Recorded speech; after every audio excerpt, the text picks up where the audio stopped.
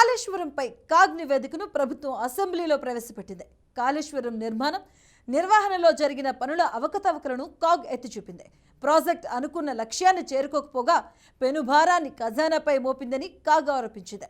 ఇక ఇసుక తవ్వకాల్లో అక్రమాలు, ఆస్తి పింఛన్ల పంపిణీలో అవకతవకలు, ఆర్థిక నిర్వహణ దుబారా ఖర్చు, స్థానిక సంస్థలు, తెలంగాణ రెవెన్యూ వంటి రంగాలపై కాగ్ నివేదికలను సైతం సభ ముందుంచింది ప్రభుత్వం.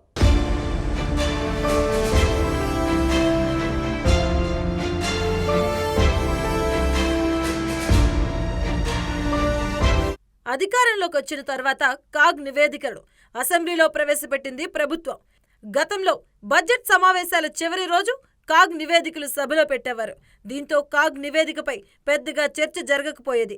కానీ ఈ దఫా కాగ్ నివేదికను ముందే సభ ముందుంచింది ప్రభుత్వం.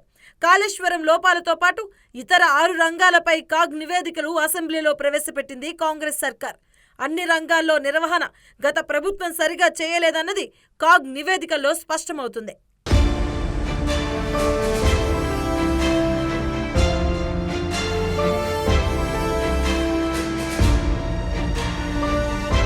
కాళేశ్వరం ప్రాజెక్టుల ఖర్చు తక్కువగా, దాని ప్రయోజనాలను విపరీతంగా పెంచి చూపారని కాగ్ తన నివేదికలో పొందుపరిచింది. డిపిఆర్లో 63,352 కోట్లతో కాళేశ్వరాన్ని నిర్మిస్తున్నామని చెప్పినప్పటికీ దాని అంచనాలు భారీగా పెరిగి ఇప్పటికే లక్షల కోట్లు దాటిందని కాగ్ తెలిపింది. ఈ ప్రాజెక్టు ద్వారా 18 లక్షల ఎకరాల కొత్త ఆయకట్టు అందుబాటులోకి వస్తుందని గత ప్రభుత్వం చెబితే 40,000 ఎకరాలను మించి కొత్త ఆయకట్టు రాలేదని కాగ్ స్పష్టం చేసింది. ప్రాజెక్టు కోసం బడ్జెట్ ఏతర నిధుల ద్వారా భారీగా రుణాలు తీసుకున్నారని కాగ్ తెలియజేసింది.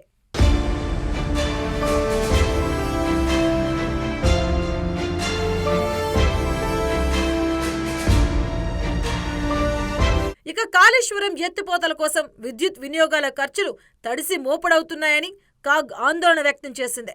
తెలంగాణలో స్థాపిత విద్యుత్తులో 42% కాళేశ్వరం పంపుల కోసమే వినియోగిస్తున్నారని కాగ్ అభిప్రాయపడింది. ఇందుకోసం ఏటా 10,000 కోట్లు ఖర్చవుతుందని తెలిపింది. కాళేశ్వరం కోసం తీసుకున్న రుణాలు చెల్లించడం కోసం మళ్లీ అప్పులు చేయాల్సి వస్తుందని తెలియజేసింది. కాళేశ్వరం కింద ఎకరాకు 46,000 రూపాయలు ఖర్చవుతుందని కాగ్ నివేదించింది.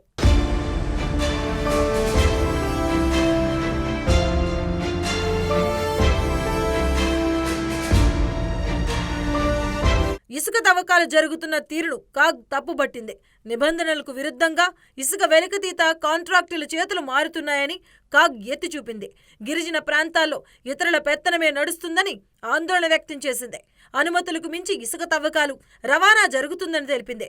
ఇసుక రీచ్ల వద్ద సీసీ కెమెరాలు, వాహనాలకు జీపీఎస్ లేకపోవడం వల్ల ఇసుక వ్యాపారులదే హవా సాగుతుందని కాగ్ అభిప్రాయపడింది.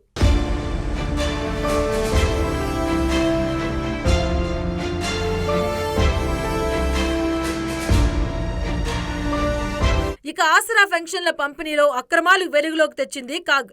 2 లక్షలకు పైగా అనర్హులకు ఆసరా పింఛన్లు పంపిణీ చేశారని, తద్వారా 1000 కోట్లకు పైగా ప్రజాధనం దుర్వినియోగం అయిందని కాగ్ నివేదించింది. ఇక స్థానిక సంస్థలో గ్రాంట్ల మళ్లింపు జరిగిందని, నిధుల దుర్వినియోగం జరిగిందని కాగ్ ఆందోళన వ్యక్తం చేసింది. బిల్లుల చెల్లింపులో అవకతవకలు జరిగాయని కాగ్ నివేదికలో తెలిపింది.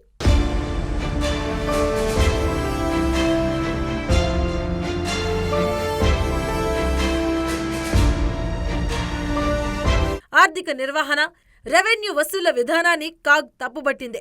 2021-22 ఆర్థిక సంవత్సరంలో అసెంబ్లీ అనుమతులకు మించి 75,000 కోట్లను ఆర్బీఐ నుంచి చేబద్దుల రూపంలో తీసుకోవడం పట్ల ఆశ్చర్యాన్ని వ్యక్తం చేసింది. బడ్జెట్ అంచనాల్లో కేవలం 77% నిధులే ఖర్చు చేశారని కాగ్ తెలిపింది.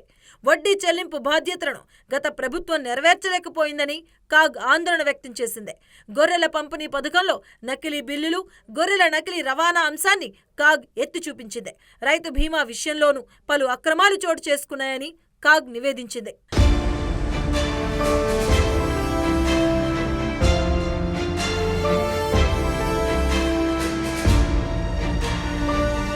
ఇలా కాళేశ్వరం నుంచి గొర్రెల పంపిణీ పథకం వరకు వివిధ రంగాలపై కాగ్ నివేదికలో గత ప్రభుత్వం పొరపాట్లు, లోపాలు బయటపడ్డాయి.